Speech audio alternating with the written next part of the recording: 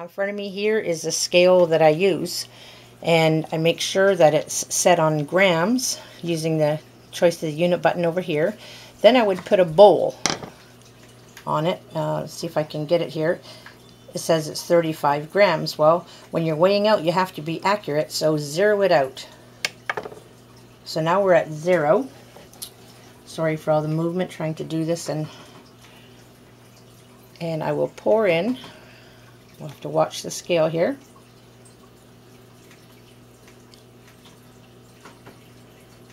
I'm looking to measure out 100 grams this time.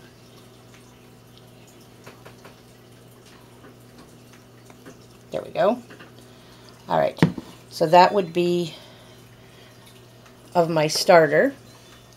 Then I would have to do the same thing to measure out my flour. Always zero out your scale. That's very important, otherwise you throw off your measurements. And everybody has their own way of making sourdough. Mine seems to be more successful if I weigh things out instead of just using measuring cups. So here I am adding flour. Here's my close enough 52. I'm going to, sorry if I'm moving too fast, add that to my starter. And well, the last thing I have to do is add my water. So back here, put a cup on the scale. It's at 0 still. Pour in my water.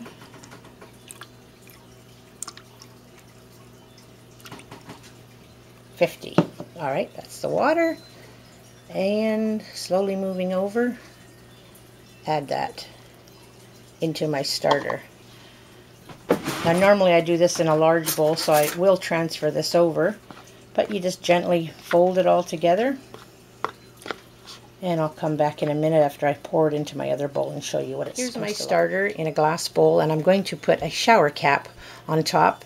Keeps bugs out, keeps dirt out, and still allows my starter to breathe. Now when you're working with starters, a lot of people's starters fail even if they're just making a starter with flour and water and catching yeast spores. What happens is they forget to feed it. If you forget to feed it, it'll starve. It needs the food in order to grow properly, to get your sourdough.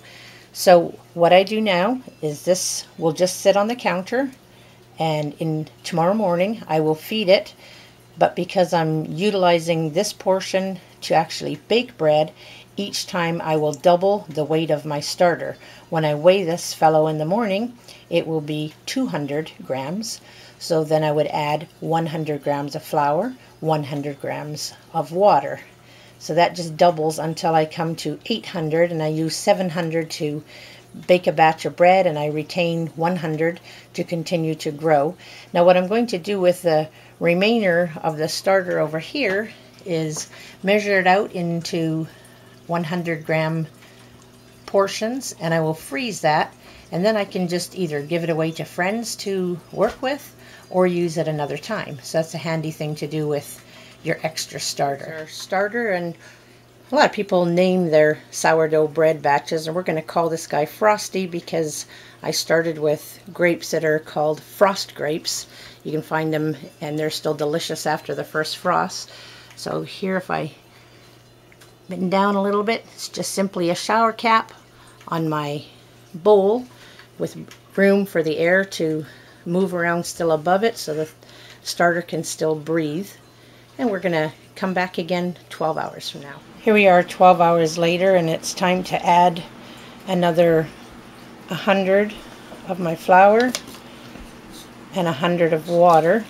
And I'm adding that now to the 200 grams of the starter. And again, all I'm going to do is mix it until it's well blended and replace the shower cap, and we'll come back again and look at it in 12 hours. Where I will then double. I now have 400, so the next time I will be adding 200 grams of flour and 200 grams of water, and by then tomorrow we'll be ready to bake. Alright, I've completed mixing the flour and water in. I just wanted you to take note of the color. You see that every time I'm adding flour, it's getting lighter, and eventually the red of the grape will just disappear as it absorbs into the flour and water mixture. And tomorrow I should be able to show you all the bubbles. I forgot to show you that today as I stirred it prior to adding my flour and water. So tomorrow I'll show you as soon as I remove the shower. Again, it's 12 hours later, and I will attempt to zoom in so you can see the bubbles, which means that we have the active yeast spores working very nicely for us. And today I have my starter is at 400 grams, so I'm going to be adding 200 grams of flour and 200 grams of water.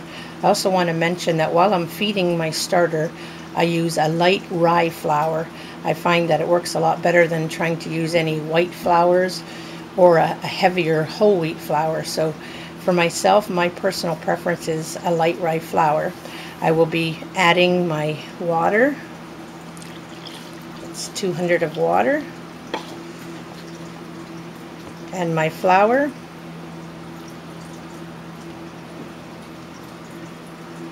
And then I will be mixing that together. As I break into the starter, you'll see the air bubbles there. So I'll mix this up really well and get right back to you. Okay, now that it's all mixed together, what I'm going to do is I'm going to weigh out 100 grams of this starter.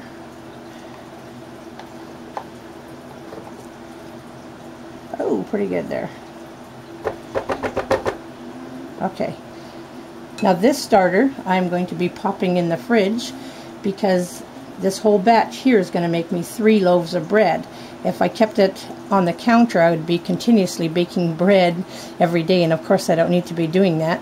So I will put this starter in the fridge. Now the next time I decide to bake, I will take the starter out. I would leave it at room temperature for 12 hours, and then I would begin to feed it, doubling the amount of starter with the water and flour until I was back up to 800 grams. So this one is going to go in the fridge. Away goes this Frosty. This piece over here, this portion, will now be turned into a mixing bowl where I will be adding the ingredients to bake bread, and we'll show you that next.